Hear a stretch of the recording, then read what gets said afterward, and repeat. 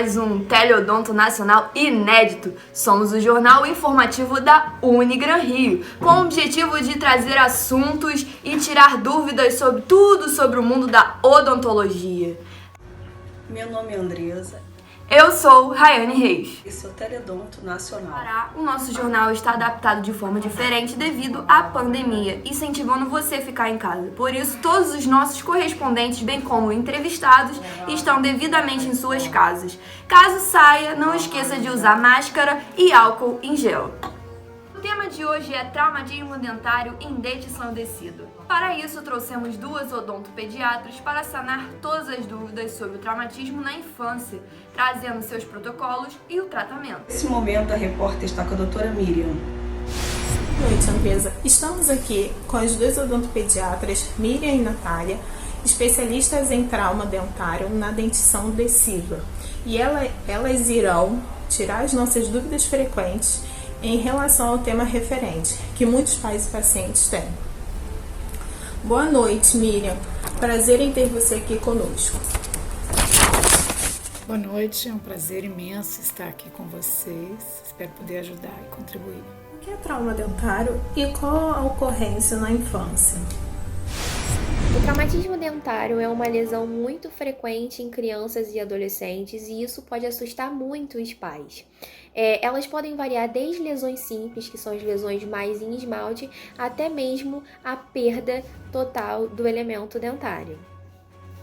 Há uma predominância em indivíduos do sexo masculino, especialmente em idade escolar, né, e em fase de crescimento, como consequência de quedas, né, brigas. Crianças, os meninos geralmente são mais agitados, né, e mesmo até acidentes esportivos, né, no caso automobilístico, tá, né, acompanhando algum adulto.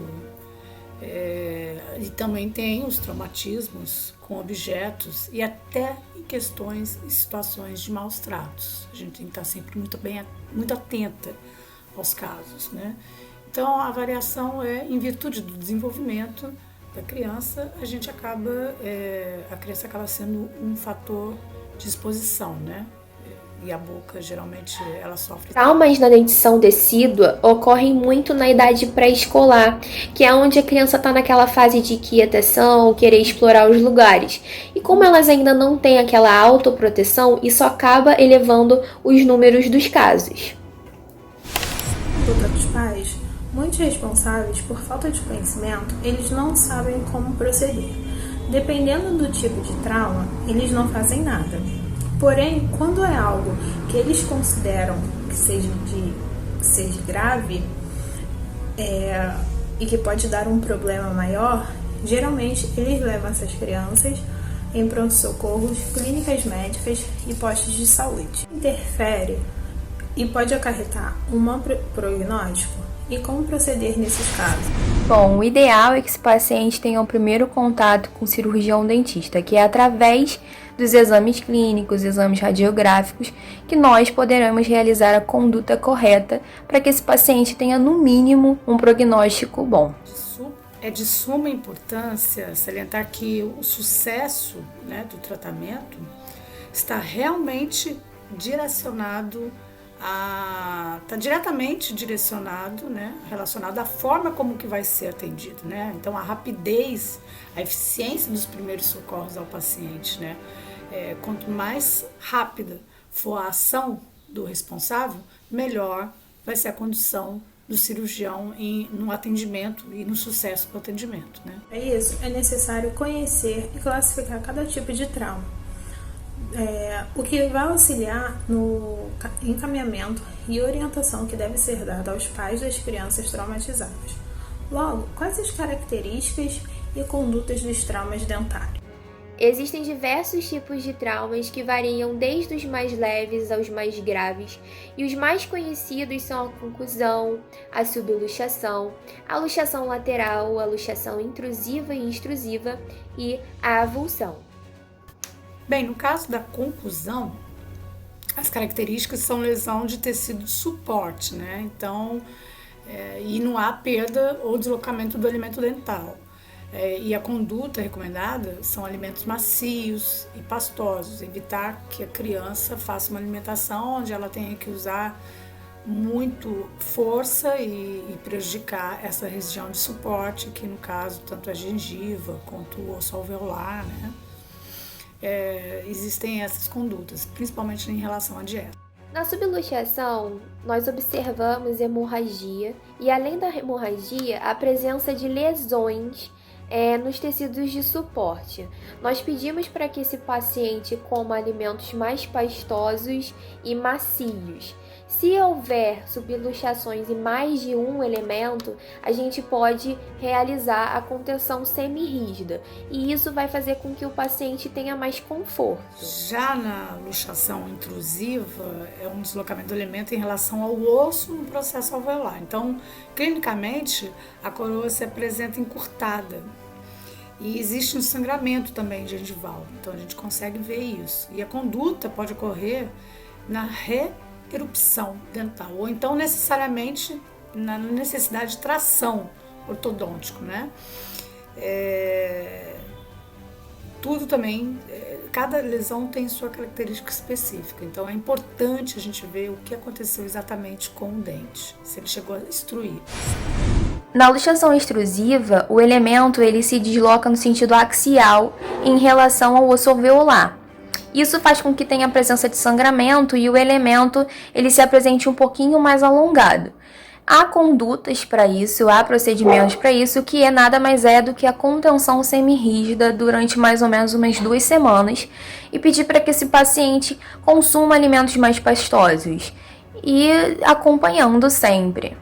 Na luxação lateral ocorre um deslocamento irregular, na verdade, do elemento dental, né? E dentro do alvéolo dental. Então, que pode ser acompanhado de fratura ou esmagamento do osso alveolar, vai depender de como que foi a queda. A gente tem que fazer exames, tem que usar da condição dos exames para a gente conseguir enxergar isso. E a conduta é o reposicionamento do elemento, né? E a necessidade de contenção semirrígida, porque aproximadamente por 4 semanas, né?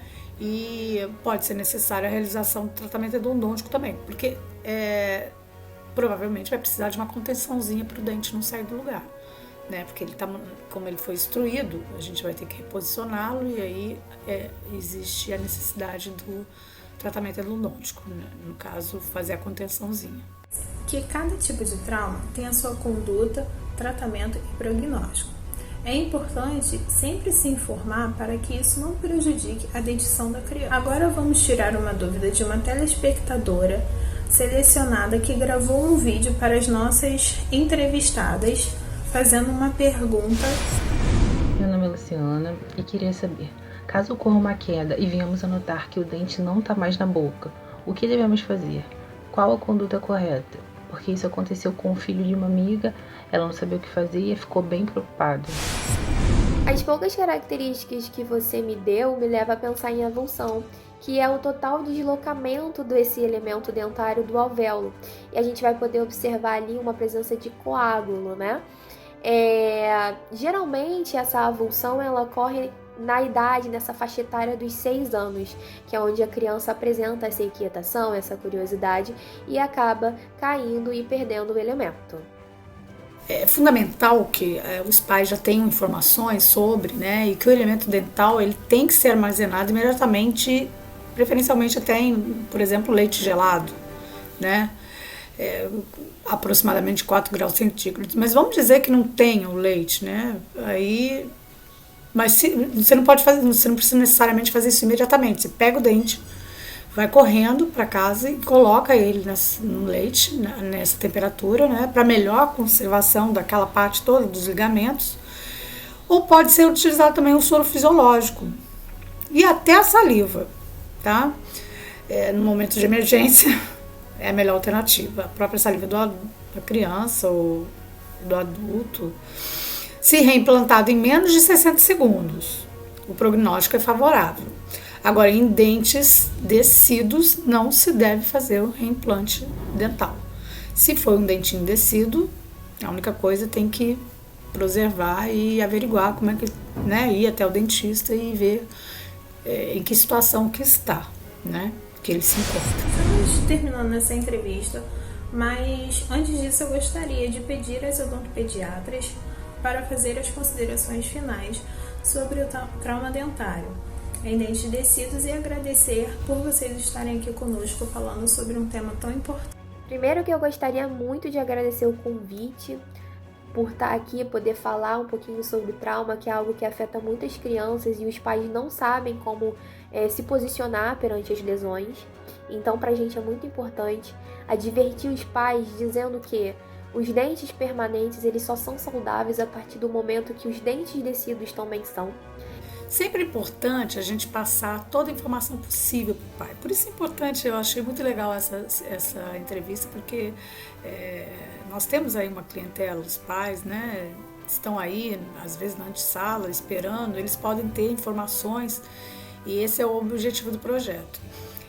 Então é importante ressaltar para os pais que podem haver complicações pulpares, entendeu? Uma formação de paralise decorrente da fístula, né? E alteração de cor da coroa, que é o dentinho.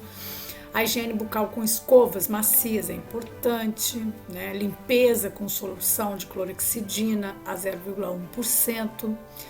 Que é necessária após o trauma, né, para prevenir o acúmulo de biofilme dental e melhorar o prognóstico do trauma dentário, porque como eu disse, todas essas ações, se feitas de forma, se você já tem o conhecimento e faz ela pontualmente, você percebeu o que significou, olha, o dentinho saiu, extruiu, ele foi lançado longe, caiu de bicicleta, é importante que tome essas ações o mais rápido possível e o que fazer depois se você não tiver o dentista. Alimentação, basicamente, né, uma dieta mais leve, né, que não agrida mais a região que já foi lesionada, né. Bom, e antes de me despedir, eu queria salientar a importância que é o comparecimento periódico ao dentista, porque não é só de lesão traumática que o dente descido ele é afetado. Ele também é afetado durante esse período de erupção por outras complicações, como por exemplo, hipoplasia de esmalte, hipocalcificação e até mesmo dilaceração de raízes. Eu queria muito agradecer de novo.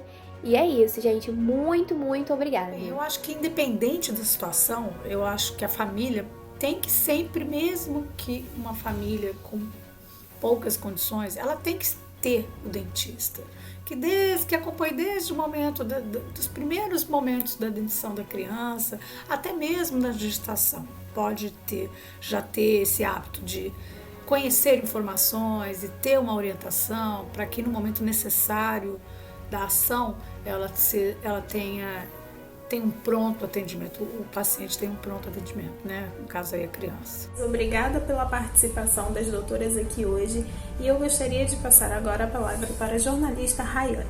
Eu que agradeço, eu desejo boa noite para vocês, um bom final de semana e que todos tenham gostado. É muito importante a informação. Obrigada. Boa noite para todos. Obrigada, Yasmin. É um tema realmente muito importante que traz instruções para os pais, que com certeza a maioria da população não sabe como proceder nessas situações. Verdade, o trauma dentário e dentição descida pode acarretar consequências como alteração da cor, mobilidade, alteração na arcada dentária, sintomatologia dolorosa, sensibilidade, reabsorções radiculares ou ósseas, necrose e perda do elemento dental, gerando dificuldades de convívio social, baixa estima das crianças e problema de relacionamentos futuros, principalmente pela ausência do elemento dentário.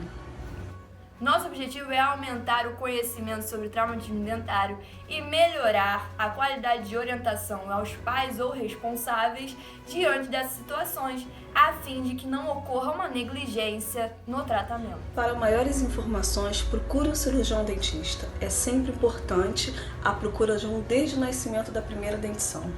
Uma boa noite para você e um ótimo fim de semana. Isso mesmo, Andressa. E esse foi mais um Teleodonto Nacional. Ficamos por aqui. Espero que tenham aprendido um pouco mais sobre o assunto de hoje. E desejamos a vocês uma ótima noite e esperamos que tenham um ótimo fim de semana.